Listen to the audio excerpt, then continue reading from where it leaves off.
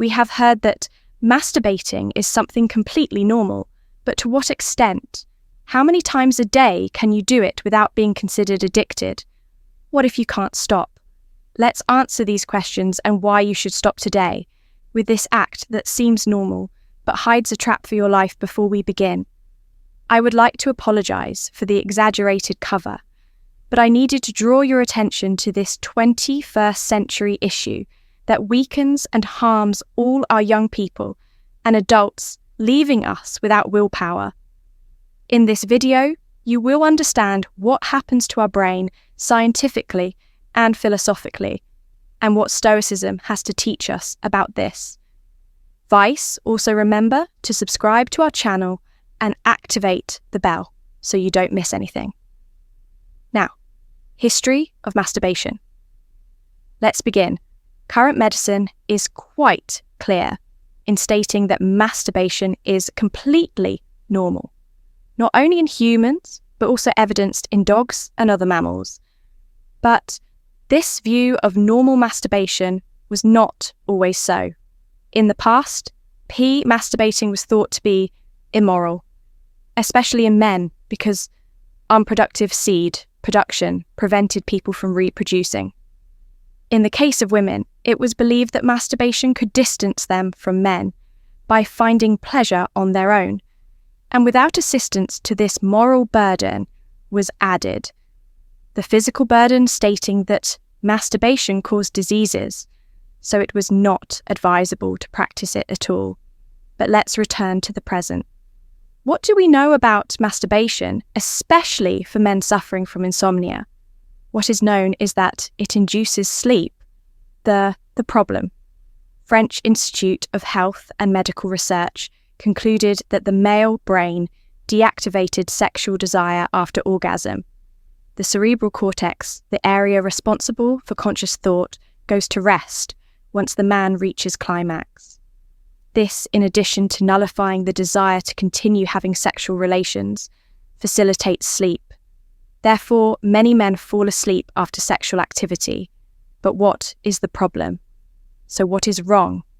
Well hidden in one of its benefits is a trap.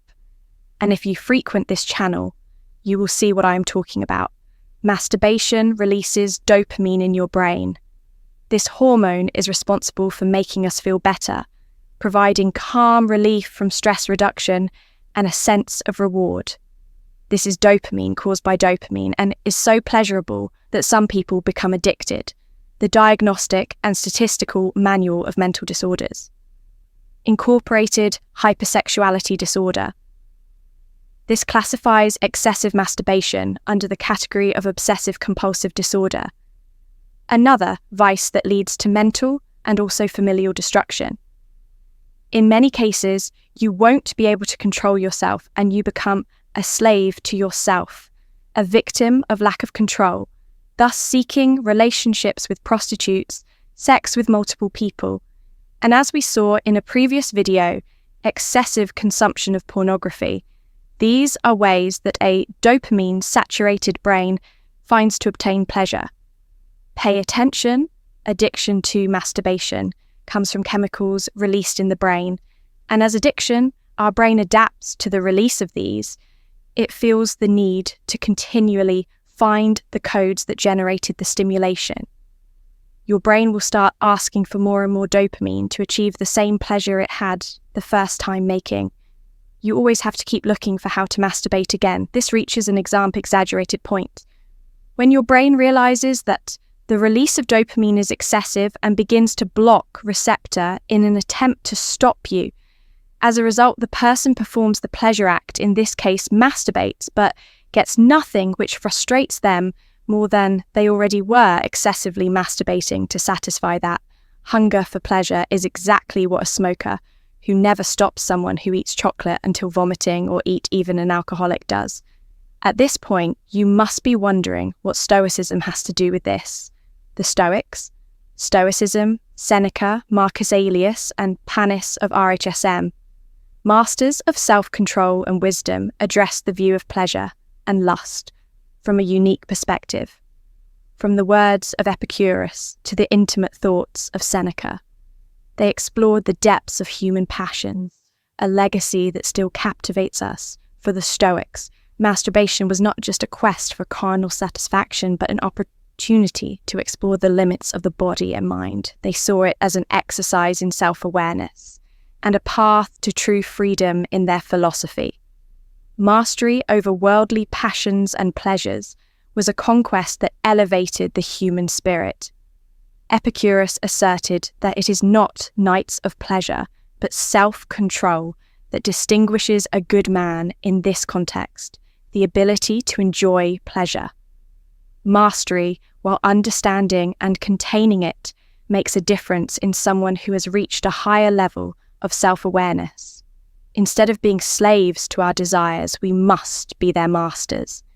As Seneca reminds us with his philosophical perspective, Stoic reflection on masturbation is not simply about repression, but deep understanding and self-mastery.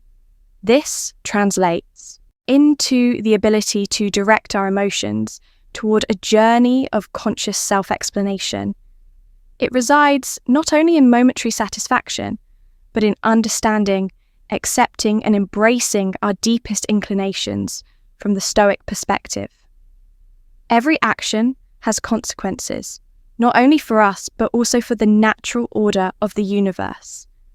When we succumb to our most intense desires, as in the case of uncontrolled masturbation, we lose that harmonious consequences, connection with nature highly valued by the Stoics. We become prisoners of our desires, drifting away from true inner serenity. Compulsive masturbation can trigger an emotional whirlwind within us, where guilt, shame, and dissatisfaction become constant companions. The Stoics teach us to control our intense emotions through introspection and self-regulation. By consciously facing our emotions, we learn to manage them healthily and constructively.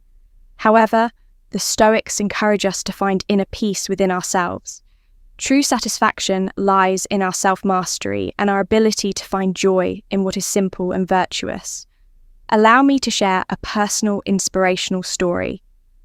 I know someone who used to struggle with compulsive masturbation, seeking moment refuge and pleasure, but facing an emotional storm after each act, immersing themselves in Stoic teachings and practicing self-control and self-regulation. This person underwent a profound transformation.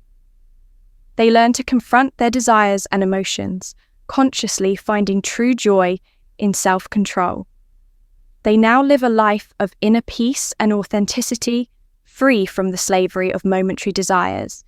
True satisfaction comes from living in accordance with our deepest principles and values. When we yield to fleeting day desires, we lose sight of what we truly value in life. Compulsive masturbation, conclusion, can distance us from our noblest purposes and veer us away from the true happiness found in virtue and inner peace. By practicing meditation and mindfulness, we can promote the mental serenity needed to resist temptations and face our emotions healthily.